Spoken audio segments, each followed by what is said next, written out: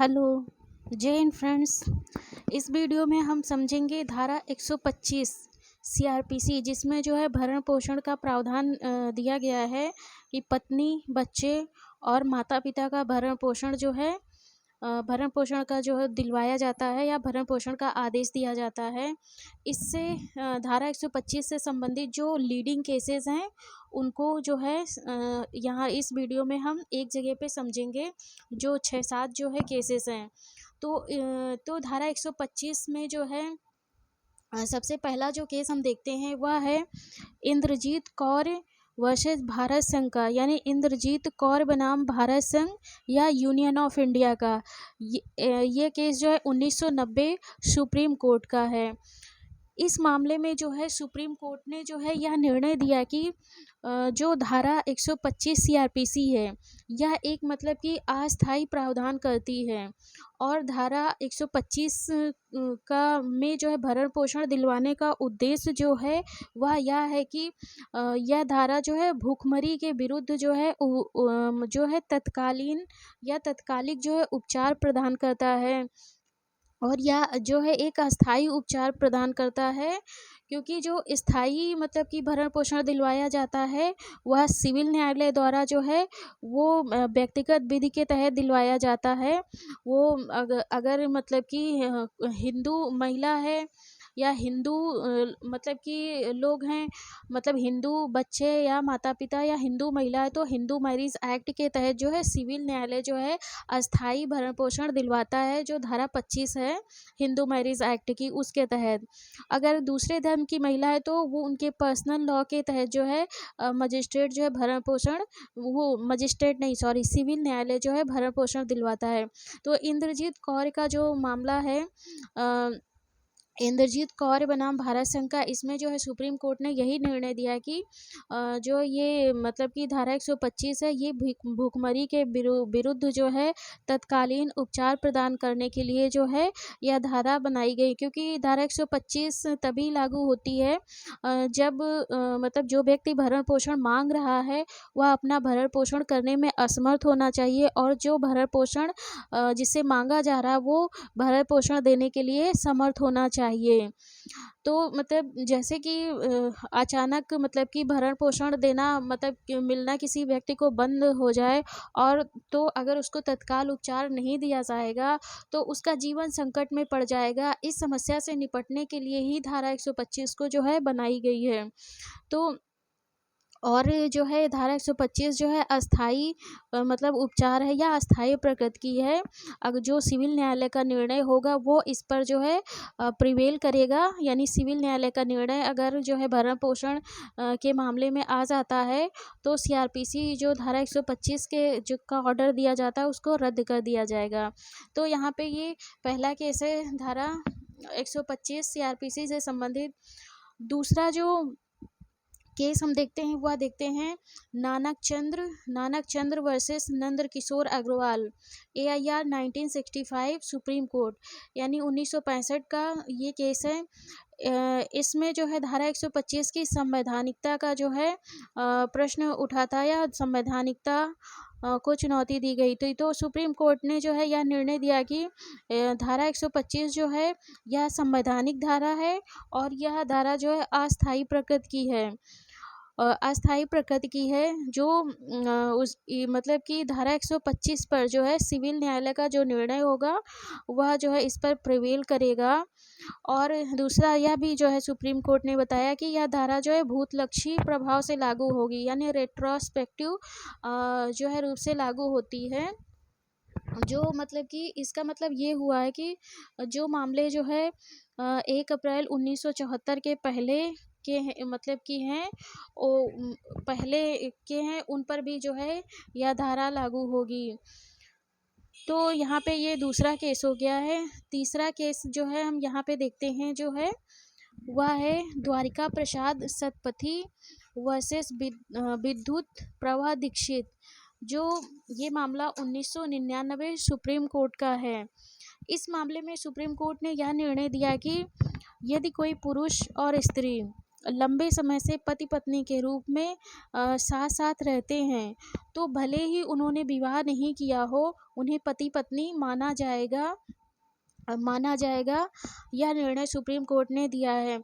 जैसे जो मतलब कि मेल फीमेल जो है लिव इन रिलेशनशिप में रहते हैं और वो काफ़ी लंबे समय से रह रहे हैं, तो अभी सुप्रीम कोर्ट के निर्णय के अनुसार जो है उनको पति पत्नी के रूप में माना जाएगा या पति पत्नी के रूप में मान लिया जाएगा।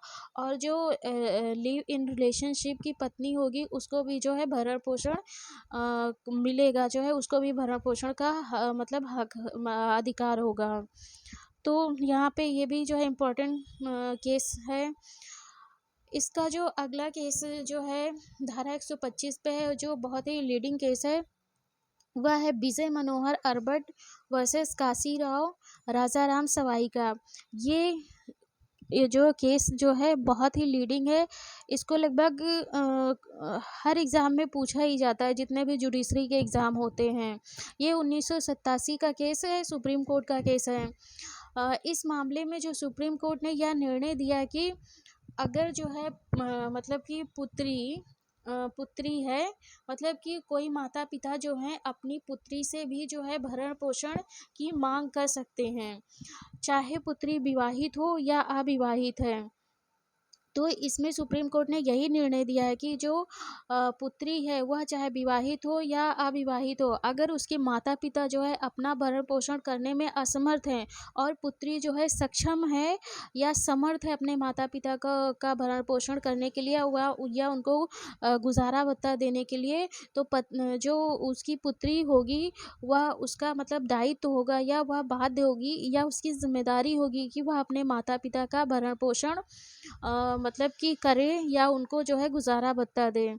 तो यहाँ पे प्रश्न ये बनता है कि क्या माता पिता अपनी पुत्री से, विवाहित पुत्री से जो है भरण पोषण की मांग कर सकते हैं? तो हाँ, जो है माता पिता अपनी विवाहित पुत्री से, पुत्री विवाहित हो या ना हो, बस वो जो है भरण पोषण देने के लिए समर्थ होनी चाहिए। माता पिता जो है अपनी पुत्री से भी जो है भरण पोषण की मांग कर सकते हैं।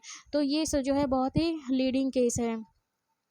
अब इसमें जो है आगे जो है हम देखेंगे मुस्लिम जो है महिलाओं से संबंधित जो मामले आए हैं या मुस्लिम महिलाओं से जो भरण पोषण से संबंधित मामले आए हैं उनको देखेंगे, और उसमें जो है सुप्रीम कोर्ट का जो है क्या जो है डिसीजन रहा है उसको देखेंगे। तो सबसे पहला जो केस हम देखते हैं वो है by Tahira versus Ali Hussain 1979, supreme court का मामला है। By Tahira versus Ali Hussain 1979, supreme court. इस मामले में सुप्रीम कोर्ट ने यह निर्णय दिया कि जो मतलब कि मुस्लिम तलाकशुदा पत्नी को अगर पति जो मेहर देता है, मेहर दे देता है, यानी मेहर की पूरी अदाई कर देता है, तो उसके बाद जो है पत्नी जो है अपने पति से भरण पोषण की हकदार होती है। उसका पति जो है भरण पोषण देने के लिए बाध्य होगा। यहाँ पे मामला जो है यह है कि जो मुस्लिम महिला को जो मेहर दिया जाता है, तो वो मेहर की जो राशि होती वो अलग होती है, जो भरण पोषण की राशि होती वो अलग होती। मेहर की राशि को भरण पोषण की राशि में शामिल नहीं माना जाता है।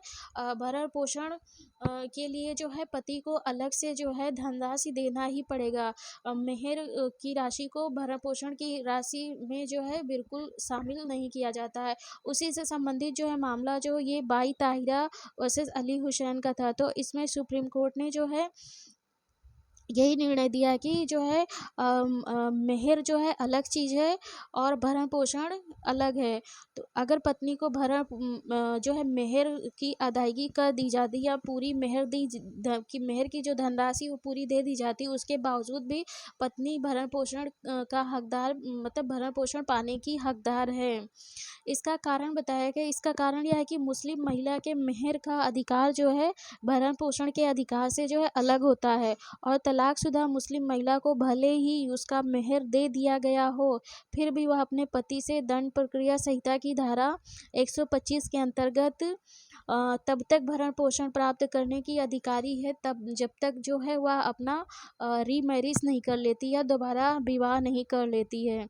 तो यहाँ पे जो है मेहर अलग जो है मेहर जो है अलग चीज़ है और जो है भरण पोषण अलग है। इस चीज़ को सुप्रीम कोर्ट ने यहाँ पे डिफाइन किया या बताया। अगला जो है केस हम देखेंगे, जो छठवां केस है धारा 125 पे, क्योंकि धारा 125 जो है सेकुलर धारा है, यह सभी धर्मों की महिलाओं पे लागू होती है, क्योंकि किसी भी धर्म की महिला जो है धारा 125 के तहत जो है अपने पति से भरण पोषण की मांग कर सकती है। तो यहाँ पे जो सबसे लीडिंग केस है धारा 125 का, वह है मोहम्मद अहमद खां बनाम शाह बानो बेगम। ये 1986 सुप्रीम कोर्ट का मामला है। इस मामले को जो है हम देखेंगे कि इसमें सुप्रीम कोर्ट का क्या निर्णय था और इसमें इस केस के जो है फैक्ट क्या हैं। इस केस के फैक्ट को भी हम समझेंगे। तो यहाँ पे जो मोहम्मद अहमद खां और शाह बानो बेगम, वे जो है अपना वैवाहिक जीवन जो है 43 वर्ष तक साथ साथ मतलब बिताते हैं। 43 वर्ष बाद जो है मोहम्मद अहमद खां जो है डाइवोर्स देकर यानी तलाक देकर अपनी पत्नी शाह बानो बेगम को जो है घर से निकाल देते हैं और जो है और शाह बानो बेगम का जो है मेंटेनेंस का खर्चा भी नहीं देते हैं। तो शाह बानो जो है सिविल कोर्ट में इसमें मतलब सिविल कोर्ट में या डिस्ट्रिक्ट कोर्ट में जो है धारा 125 के तहत जो है भरण पोषण की मांग करती हैं। तो इसमें जो है जो इनके हस्बैंड थे मोहम्मद अहमद खां, वो ये कहते हैं कि हम जो है हमारे पर्सनल लॉ के तहत यानी व्यक्तिगत विधि के तहत जो है पत्नी को भरण पोषण देने का जो दायित्व है वो केवल इद्दत काल तक है। यानी जब तक पत्नी जो है इद्दत काल में रहती है तब तक जो ही भरण पोषण का दायित्व जो है हमारा है, यानी पति का दायित्व रहता है। उसके बाद जो है पत्नी के भरण पोषण का दायित्व जो है पति का नहीं रहता है। यानी जो इद्दत काल होती है वो जो है मुस्लिम पर्सनल लॉ के तहत जो हम समझेंगे, इद्दत का मतलब होता है गणना करना। तो जो इद्दत काल की जो ये अवधि होती है वो मतलब कि हर मामले में अलग होती है। जैसे तलाक में 3 महीने 10 दिन होती है और अगर पति की मृत्यु हो जाती है तो वो 4 महीने 10 दिन की होती है। 4 महीने 10 दिन की होती है। तो यहाँ पे तभी तक यानी इद्दत की काल तक ही जो है मुस्लिम व्यक्तिगत लॉ के तहत जो है पत्नी को भरण पोषण देने का जो है मतलब देने के लिए दायी बताया गया है, यानी दायित्व जो है उसको बताया गया है, आगे नहीं। लेकिन जो है मजिस्ट्रेट ने जो है जो मोहम्मद अहमद खां थे, इनके जो इस तर्क को जो है ठुकरा दिया और जो है इनको जो है शाह बानो बेगम को भरण पोषण देने के लिए जो है आदेश दिया और जो है 25 रुपये प्रति मास देने का आदेश दिया। लेकिन जो शाह बानो बेगम थी उनको जो है मतलब 25 रुपये बहुत कम धनराशि लगी गुजारे भत्ते के लिए। तो वो हाई कोर्ट में अपील करती हैं कि इस रकम को जो है बढ़ाया जाए। तो हाई कोर्ट जो है इनकी जो 25 रुपये प्रति माह की जो रकम दी जो मजिस्ट्रेट ने आदेश दिया था उसको बढ़ाकर जो है 179 रुपीज़ कर देता है, मतलब हाई कोर्ट। अब आगे क्या होता है कि जब भरण पोषण की जो धनराशि है उसको हाई कोर्ट से बढ़ा दिया जाता है, तो जो मोहम्मद अहमद खां हैं वो अपील में चले जाते हैं सुप्रीम कोर्ट। चले जाते हैं कि जो मतलब कि जो धनराशि है बहुत ज़्यादा है और मतलब कि हमारा मतलब दायित्व तो नहीं है इद्दत काल के बाद जो है भरण पोषण देने के लिए, इन प्रश्नों को लेकर। लेकिन जो सुप्रीम कोर्ट है जो है मोहम्मद अहमद खान की जो अपील है उसको खारिज कर देता है और जो है मोहम्मद अहमद खान को जो है यह आदेश देता है कि जो धारा 125 है वह धारा पंथ निरपेक्ष धारा है। वह किसी मतलब भी धर्म की महिला को इसके तहत जो है भरण पोषण पाने का हकदार है। धारा 125 पर व्यक्तिगत विधि लागू नहीं होती है। तो यहाँ पे जो है सुप्रीम कोर्ट ने यह निर्णय दिया कि जो है अगर मुस्लिम महिला जो है दोबारा अगर उसका तलाक हो जाता है और तलाक होने के बाद वह अपना भरण पोषण करने में असमर्थ है और जो है वह दोबारा शादी नहीं करती है, तो जो है जब तक वह दोबारा मतलब रीमैरिज नहीं करती है तब तक उसके पति का दायित्व तो होगा जो है भरण पोषण देने का, कि वह अपनी पत्नी का भरण पोषण तब तक जो है दे। फिर उसके बाद ये जो है यह मतलब फैसला या निर्णय सुप्रीम कोर्ट ने जो है दिया जो है मोहम्मद अहमद खान बनाम शाहबानो बेगम के मामले में। लेकिन जो है इस निर्णय को जो है उलटने के लिए जो है एक जो है मुस्लिम महिला विवाह विच्छेद पर अधिकारों का संरक्षण अधिनियम 1986 बनाया जाता है, जो 86 के को का जो अधिनियम बनाकर इस जो है निर्णय को उलट दिया जाता है। उलटने के बाद जो है उस 86 के कानून में जो है यह प्रावधान दिया जाता है, यह प्रावधान जो है किया गया है कि अगर किसी महिला का जो है तलाक हो गया है तो पति जो है उसको जो है इद्दत काल तक ही भरण पोषण मतलब देगा, या इद्दत काल तक ही भरण पोषण प्राप्त करने का उसका अधिकार है। और यदि उसके साथ कोई बच्चा है तो उस बच्चे को केवल 2 वर्ष तक ही उसका पूर्व पति जो है भरण पोषण देगा देगा जो है। यह प्रावधान जो है 1986 का जो अधिनियम बनाया गया है उसके तहत किया गया है। और जो है मुस्लिम पति जो है इद्दत काल के बाद जो है भरण पोषण जो है देने के लिए लाइबल नहीं होगा, मतलब उसकी कोई जिम्मेदारी नहीं होगी। और इसमें जो है यह भी प्रावधान किया गया है कि अगर जो है महिला जो है इद्दत काल बाद जो है वह दोबारा शादी नहीं करती यानी रीमैरिज नहीं करती है और वह अपना भरण पोषण करने में असमर्थ है, तो वह न्यायालय में अगर 125 के तहत जो है आवेदन या एप्लीकेशन देती तो न्यायालय उसके जो उत्तराधिकारी हैं उनको जो है यह आदेश देगा कि जो है वह जो है उस महिला का जो है भरण पोषण करें। अगर उसके उत्तराधिकारी जो है भरण पोषण देने में सक्षम नहीं होते या असमर्थ होते हैं तो महिला के जो माता पिता हैं उसके माता पिता को जो है मजिस्ट्रेट जो है यह आदेश देगा कि वह उसका जो है भरण पोषण करें या गुजारा भत्ता दें। लेकिन अगर माता पिता भी असमर्थ हैं तो जो है महिला के जो अन्य संबंधी हैं उनको जो है न्यायालय जो है या मजिस्ट्रेट जो भरण पोषण का आदेश दे सकता है। लेकिन अगर उसके संबंधी भी जो है भरण पोषण का आदेश मतलब गुजारा भत्ता देने के लिए वो असमर्थ हैं तो जो है उस मतलब जहाँ महिला रहती है उस क्षेत्र में जो वक्फ बोर्ड होता है, वक्फ बोर्ड को जो है मजिस्ट्रेट या आदेश दे सकता है कि उस महिला को जो है भरण पोषण मत दे या गुजारा भत्ता उसको दें। अगर जो है यानी कि फाइनली जो है वक्फ बोर्ड को जो है मजिस्ट्रेट आदेशित कर सकता है कि जो है उस महिला का जो है गुजारा भत्ता दे और पति की जो है लाइबिलिटी समाप्त कर दी गई 1986 के अधिनियम में जो मतलब कि जो मतलब अधिकार जो है दिया गया था शाहबानो के केस में सुप्रीम कोर्ट द्वारा। तो इसके बाद जो है एक केस आता है डेनियल लतीफ़ी, जो शाहबानो जो बेगम थी उनके जो ये एडवोकेट थे यानी वकील थे, ये जो है केस करते हैं दोबारा सुप्रीम कोर्ट में। तो ये मामला जो आता है डेनियल लतीफ़ी वर्सेस भारत संघ का जो 2002 सुप्रीम कोर्ट का मामला आता है। इस मामले में जो है सुप्रीम कोर्ट ने यह निर्णय दिया है कि अगर जो है कोई मुस्लिम महिला है जिसका जो है तलाक हो गया है या विवाह विच्छेद हो गया है तो जो इद्दत काल है, इद्दत काल की जो अवधि है वह जो है इद्दत काल तब तक माना जाएगा जब तक वह महिला दोबारा से यानी रीमैरिज नहीं कर लेती है। और यदि वह महिला रीमैरिज मतलब नहीं करती है तो जब तक उसके भरण पोषण की व्यवस्था नहीं हो जाती है तब तक